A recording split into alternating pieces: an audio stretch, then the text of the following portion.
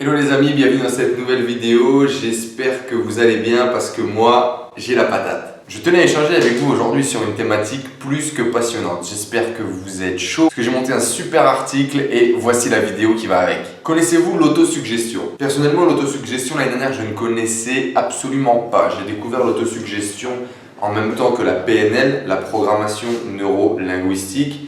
C'est-à-dire il y a quelques mois, et aujourd'hui j'arrive à appliquer certains concepts de l'autosuggestion et d'en tirer des bénéfices. L'objectif de cette vidéo et l'objectif de cet article, c'est de partager avec vous sur ce que c'est que l'autosuggestion, à quoi ça me sert et quels bénéfices on pourrait éventuellement en tirer. J'ai découvert l'autosuggestion, comme je vous le disais, avec la PNL et notamment avec Anthony Robbins, qui, vous le savez maintenant, est un de mes mentors favoris.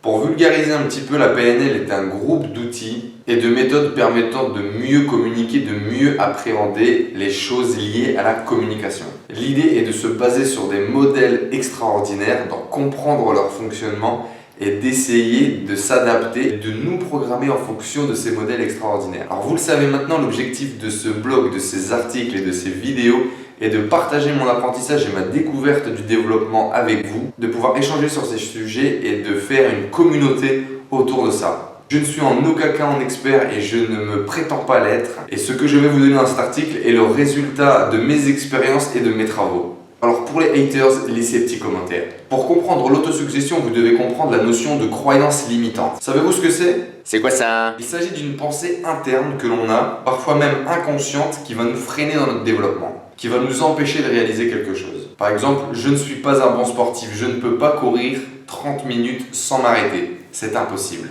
Mais avez-vous déjà essayé de courir 30 minutes sans vous arrêter? En vous encourageant et en étant persuadé que vous allez réussir, avez-vous vraiment déjà essayé? Parce que votre corps en est capable, c'est votre tête aujourd'hui qui vous empêche de réaliser cela. Alors bien évidemment, nous avons tous des croyances limitantes en nous aujourd'hui. C'est impossible que j'ai plus de 10 de moyenne, dans tous les cas mes parents m'ont dit que j'étais mauvais et que j'étais bodé, du coup j'aurais jamais plus de 10 de moyenne. C'est normal. Vous avez alors mis un sésame à 10 de moyenne, vous vous êtes dit que c'était le palier important, le challenge à réussir. Et inconsciemment, vous n'avez du coup fourni que les efforts nécessaires permettant d'avoir juste en dessous de 10 de moyenne.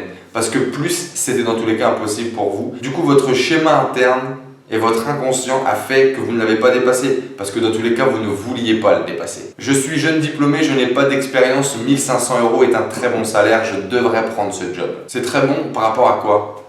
D'où est-ce que vous tenez cette croyance que vous avez là, que c'est un bon job et que c'est une bonne expérience? Alors, je vous vois déjà crier, on ne va pas parler de crise, on ne va pas parler de tout ça. Aujourd'hui, effectivement, je sais que l'emploi est rare et avoir un CDI, c'est une opportunité pour nombreux d'entre vous.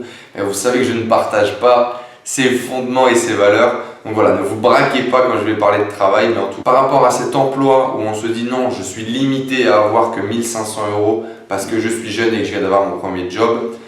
Par rapport à quoi pensez-vous cela? Sur quelle base? Quel est votre moyen de comparaison? Je suis mauvais dans cette discipline, je n'y arriverai pas, etc., etc. Toutes ces phrases que je vous ai données sont donc des croyances limitantes, des choses que vous avez rentrées dans votre tête, dans votre cœur parfois, qui vous empêchent aujourd'hui de réaliser des choses qui pourraient être importantes pour vous. Énormément de ces croyances limitantes nous viennent de notre éducation. Le pire, c'est que si on n'y pense pas, on ne se rend même pas compte qu'on a ces croyances limitantes. On n'en prend même pas conscience. Pourquoi? Parce que finalement, c'est devenu notre mœurs, notre routine. Voilà, je suis mauvais, donc je ne vais pas faire ça parce que je n'en suis pas capable. Et on ne pense même pas à cette croyance qu'on a, on ne pense même plus à essayer de faire la chose parce que dans tous les cas, on part défaitiste de base. C'est tellement inconscient et normal que finalement, on n'y prête même plus attention. Et si on y prêtait attention? Vous le savez maintenant, si vous suivez mes posts depuis un petit moment, je déteste l'idée qu'on ne puisse pas avoir un destin extraordinaire et que l'on ne puisse pas devenir l'architecte de notre vie. Pourquoi est-ce que si lui l'a fait, moi je ne pourrais pas le faire? Qu'est-ce qui m'empêche aujourd'hui de réaliser la chose de mes rêves? Et ces croyances limitantes vont nous desservir, vont nous empêcher littéralement d'avancer et de réaliser vraiment ce que l'on veut. L'objectif du coup va être de passer de l'inconscient par rapport à ces croyances limitantes au conscient. C'est-à-dire assumer le fait qu'on ait des croyances limitantes, les pointer du doigt et comprendre quelles sont-elles. Il va littéralement falloir lutter avec notre petite voix intérieure qui dit « tu es mauvais, tu n'y arriveras pas, tu es nul ». Merci les croyances limitantes. Ce qui est génial grâce à la découverte des croyances limitantes, c'est que maintenant nous savons que certaines croyances que nous pouvons avoir, même inconscientes, nous permettent d'agir sur notre conscience, sur notre comportement et sur nos résultats. Certes, aujourd'hui, c'est dans le mauvais sens, mais aujourd'hui, nous réussissons à comprendre que des choses que nous pensons peuvent agir directement sur notre conscient et sur nos actes. Et ça, personnellement, je trouve ça génial. Quand j'ai compris cela, littéralement, je suis tombé de ma chaise. J'avais l'impression de renaître et qu'un jour nouveau s'amenait face à moi. C'est-à-dire que j'allais pouvoir rentrer des choses dans mon cerveau, travailler sur moi-même afin d'améliorer directement mon résultat. Ce que je pensais pouvait-il devenir réalité? On est donc capable de programmer notre cerveau afin d'influencer sur notre réussite. Et ça, personnellement, c'est énorme. Un petit exercice, je vous propose de vous poser. Peu importe ce que vous faites, posez-vous 5 minutes. Arrêtez ce que vous faites. Ces 5 minutes vont réellement vous apporter quelque chose. Alors arrêtez de faire la connerie que vous êtes en train de faire et posez-vous. Réfléchissez aux croyances limitantes que vous cultivez aujourd'hui. Quelles croyances avez-vous? Quelles croyances vous bloquent dans le développement de votre vie? Quel projet n'avez-vous pas réalisé à cause d'une putain de croyance limitante que vous avez gardée enfouie depuis votre plus tendre enfance? Faites une liste de vos croyances. Prenez une feuille, prenez votre smartphone, écrivez l'intégralité de vos croyances limitantes que vous pouvez identifier tout de suite. Vous allez valider le fait que vous ayez des croyances limitantes, vous allez les mettre sur papier et vous allez du coup les faire passer de l'inconscient au conscient. Tout ce qui est dans le réel, dans le conscient, on est bien d'accord qu'on peut le modifier. Donc passez-les de l'inconscient au conscient et ça sera du coup la porte ouverte à la modification et à l'amélioration. Et c'est là que se pointe l'autosuggestion. À l'opposé des croyances limitantes, il y a les croyances positives. Si nous arrivons aujourd'hui à influencer notre inconscient grâce à des pensées négatives, pourquoi est-ce que nous ne pourrions pas faire de même avec des pensées positives?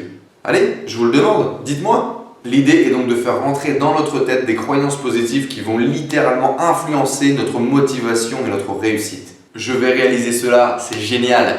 Je peux le faire, c'est dans mes cordes. Je suis bon autant que lui, s'il a réussi, pourquoi je pourrais pas moi? C'est ce genre de phrases qu'il faut vous rentrer dans la tête et ne jamais les enlever. Ce genre de croyance positive ne va faire que vous booster, améliorer votre confiance en vous et vous aider à arriver au bout de ce que vous voulez faire. Alors bien sûr, je vous entends déjà râler, crier au scandale. Ce n'est pas parce que tu vas te dire que tu vas réussir que tu réussiras. Ça va rien changer à la situation et au chemin à accomplir. À ça, j'ai envie de répondre, c'est très simple. Ok, ça va pas changer le chemin à parcourir. Par contre, ça va changer ma psychologie pour attaquer ce chemin et ça qui va faire la différence. L'objectif n'est pas de devenir un connard prétentieux.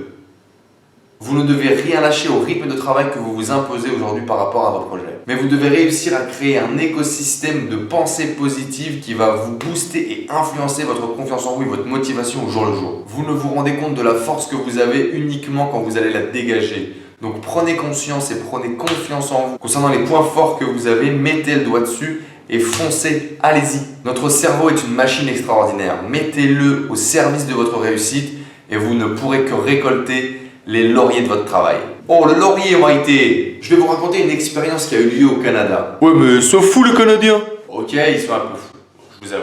Ils ont pris une classe de primaire, personne ne savait rien. Ils leur ont fait passer un test de QI et en fait ont tiré au sort 5 enfants qui allaient être jugés comme surdoués. Les profs, les parents, personne n'était au courant. Ils ont donc nommé 5 enfants qui étaient surdoués. Mais je sais, vous voyez la chute arriver, mais effectivement, à la fin de l'année, les 5 enfants qui avaient les meilleurs résultats étaient les 5 enfants déclarés comme surdoués. Alors que bien au contraire, lors du tirage au sort, on n'avait pas pris les enfants les plus doués ni les moins doués. On avait pris 5 enfants au hasard, peu importe. Et ce sont pourtant les enfants qui ont eu les meilleurs résultats. Est-ce que vous pouvez expliquer cela? Est-ce que vous comprenez cela? Personnellement, j'en tire des tendances et j'essaye de faire une interprétation un petit peu du résultat. Tout simplement, peut-être que comme on leur a suggéré qu'ils étaient surdoués, ils se pensaient plus intelligents. Du coup, se devaient de réussir. C'est possible. Une autre possibilité, on vous dit que vous êtes surdoué et intelligent. Peut-être du coup que vous vous mettez à travailler parce que vous dites dans tous les cas c'est normal, j'ai de bons résultats, ça va me motiver à travailler. Il leur paraissait peut-être normal d'avoir de bons résultats. Finalement, je suis surdoué, plus intelligent. Je vais continuer, ça devient ma normalité d'avoir des bonnes notes.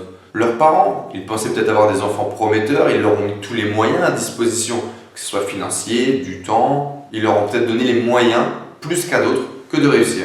La confiance en soi, bien évidemment, un enfant à qui vous dites qu'il est intelligent, qu'il est surdoué, va se sentir plus confiant par rapport à l'école, par rapport au travail qu'il va devoir fournir, et du coup, naturellement, va, grâce à la confiance en lui, réaliser plus de choses dans le cadre scolaire, et du coup, améliorer ses résultats. Alors bien entendu, ce n'est que mon interprétation, on pourrait en avoir d'autres, mais personnellement, Moi, c'est ça que je vois. On a auto-suggéré, on a suggéré à ces enfants-là qu'ils étaient plus intelligents, qu'ils étaient surdoués, et du coup, les résultats en découlent. Je vais vous partager un autre exemple encore plus extraordinaire. Vous savez, courir le 100 mètres en moins de 10 secondes, il y a quelques temps, c'était impossible. Les scientifiques, les sportifs, les journalistes, tout le monde disait que c'était impossible, humainement parlant, de courir 100 mètres en 10 secondes. C'était contre notre corps, c'était physiquement impossible de courir le 100 mètres en 10 secondes. Pendant des années, plusieurs personnes se sont acharnées à dire cela. Et puis un mec a réussi à supprimer ses croyances limitantes, justement. Il a couru sans penser au fait que c'était impossible de passer les 10 secondes. Et bien évidemment, boum, il l'a fait. Et bien évidemment, depuis, tous les ans, tous les années qui ont suivi, des gens réussissaient à passer ce cap des 100 mètres en 10 secondes et battaient le record du monde. Tous les ans, des gens battaient le record du monde. Alors que c'était humainement impossible. Avant les années 80, que 2 personnes avaient réussi à faire le 100 mètres en 10 secondes. En 90, c'est plus de 15 personnes qui avaient réussi à passer ce cap. Comment est-ce qu'on peut l'expliquer ça? Mais grâce à ça, à la suppression de ces croyances limitantes. Si lui il l'a fait, attends, on est aussi bon, je l'ai battu l'année dernière sur telle course. Si lui il l'a fait, je vais y arriver aussi. On s'entraîne peut-être beaucoup plus dur, on se donne plus de mal à l'entraînement. On essaye, on persévère et on va au bout. Et on se dit que c'est possible, on s'encourage intérieurement parlant et les résultats sont là, ils payent forcément. Si cet exemple ne vous laisse pas entrevoir une autre façon de penser, personnellement je mange mon chapeau. En effet, mon objectif n'est pas de vous convaincre, mais juste de vous amener à penser. Si vous arrivez à penser à quelque chose de différent, à vous dire qu'un autre moule est possible, ma bataille elle est déjà gagnée à moi. Henry Ford a dit, il y a des gens qui pensent qu'ils ne peuvent pas et d'autres qui pensent qu'ils peuvent. Eh bien vous savez, les deux ont raison. Bien entendu, ils pensent qu'ils peuvent et d'autres qui pensent qu'ils ne peuvent pas. Leur obliger, on ne peut pas dire qu'ils ont tort. S'ils le pensent, ils ont raison. Vous avez le droit de penser que vous êtes mauvais, comme vous avez le droit de penser que vous êtes bon. La différence, c'est les actes que vous allez réaliser après. Merci beaucoup d'avoir suivi cette vidéo. En tout cas, n'hésitez pas à laisser un commentaire juste en dessous, à liker, à partager. Faites du bien à votre famille. Auto-suggérez-les qu'ils peuvent réussir et qu'ils vont y arriver. N'oubliez pas à vous inscrire, à télécharger mon petit guide Réalisez vos rêves. Pensez à partager ce contenu pour faire du bien. Ciao!